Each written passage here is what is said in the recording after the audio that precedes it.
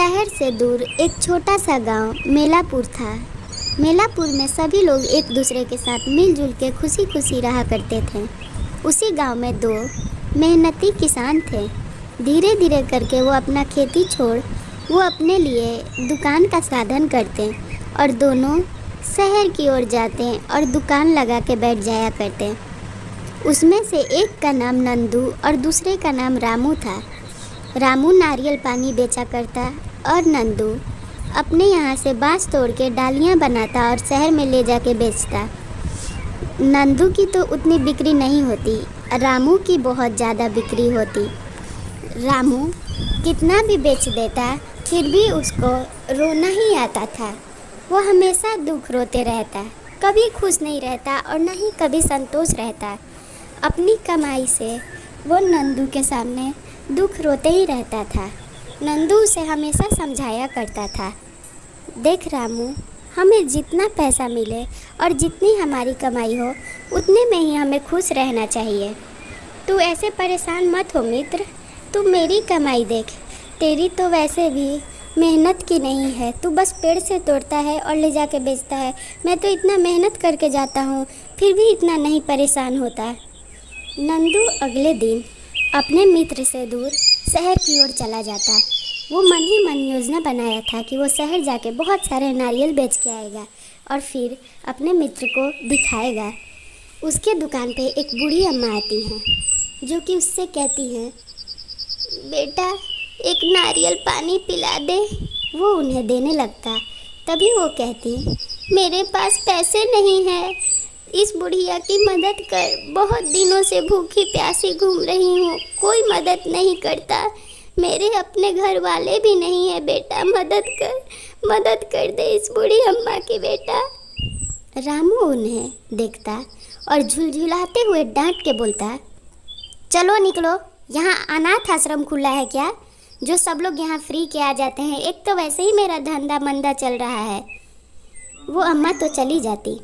रामू घर आता और अपनी पत्नी से कहता, ना जाने कहाँ कहाँ से भिखारी मेरी दुकान पे आ जाते हैं, ये पता नहीं कैसे नंदू इतना थोड़े से कमाई में ही खुश रहता है। हमारे यहाँ तो जितने ही पैसे आते हैं कुछ पता नहीं चलता कहाँ पैसे आ रहे हैं और कहाँ जा रहे हैं। अब हमें हिसाब किताब रखना पड़ेगा, मुझे पैसा कमाना होगा, कैसे कमाऊँ मैं पैसा, क्या करूँ मैं, मुझे तो कोई और योजना बनाना होगा। दिन रात रामू सिर्फ यही सब बातें करता और दूसरों को नीचे दिखाता। नंदू मेहनत करता और सब्र रखता, एक ना एक दिन उसका काम ज़रूर बनेगा। एक दिन वो बैठ के सामने बांस से डाली बना रहा था, तभी उसके सामने कोई चमकती हुई चीज़ ज़मीन के पास दिखाई देती। उसे वो ध्यान से देख ही रहा था कि उसे किसी की आहट सुनाई देती। वो देखता कि एक बूढ़ी अम्मा उसके सामने आ खड़ी है। वो उनसे कहता, अरे अम्मा, आप कौन हैं और शहर से इतना दूर ये छोटे से गांव में क्या कर रही हैं। अम्मा उसकी ओर देखती और कहती, बेटा मुझे एक डाली चाहिए, तू मुझे डाली दे देता तो तेरा बड़ा भला होता। नंदू देखता कि एक भी डाली नहीं है मेरे पास, और देखते ही देखते उसके पास बहुत सारी डालियाँ भर जाती और वो अम्मा की ओर चकित होकर देखने ही वाला था कि तब तक आंखों में चमक आती और अम्मा गायब। उसके सामने बहुत सारे लोग आ जाते हैं और कहते हैं, नंदू भाई मुझे एक डाली दो, अरे नंदू मुझे भी दो ना, अरे नंदू तुम शहर नहीं आए, नंदू डाली दो ना, मुझे भी एक बहुत ज़रूरी काम है और भी काम हमें देखने हैं। इतने सारे लोगों को नंदू एक साथ देख चकित हो जाता। उसे अपनी आंखों पे यकीन नहीं होता कि उसके यहाँ इतने सारे लोग घर पे डालियाँ लेने आए हैं। वो खुशी खुशी अब घर पे ही डाली बेचने लगता।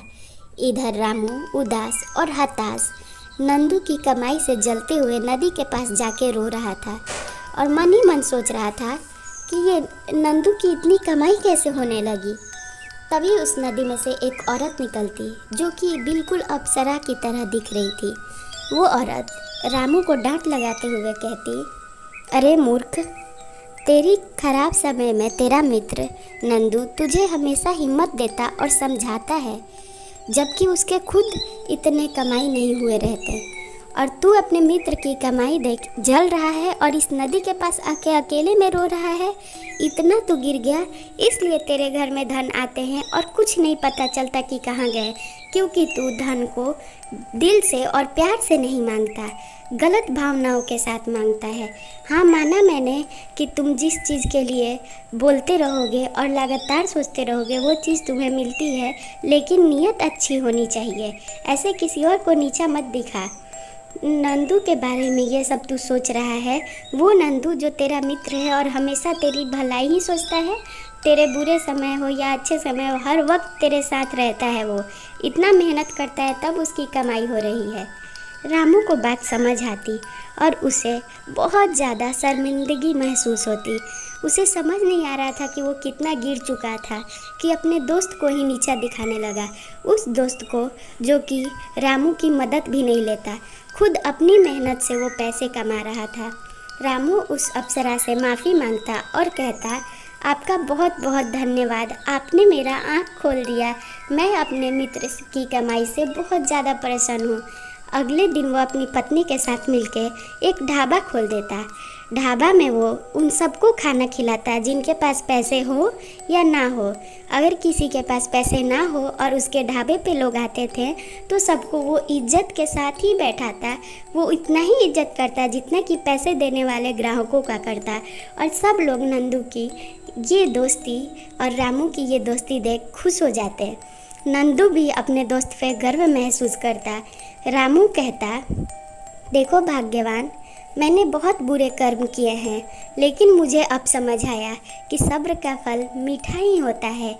मेरा मित्र इतना मेहनत करता था और सब्र रखा, भगवान पे भरोसा रखा।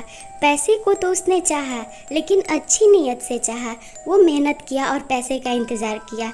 मेरी गलती ये थी कि मैं मेहनत तो करता था, लेकिन लालच और गलत सोच से पैसे का इंतज़ार करता था।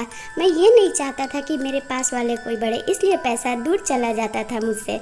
उसकी आँख खुलती और फिर सब गांव वाले आपस में खुशी खुशी रहने लगते हैं। ऐसी कहानी के लिए चैनल सब्सक्राइब कर वीडियो को लाइक कर ले।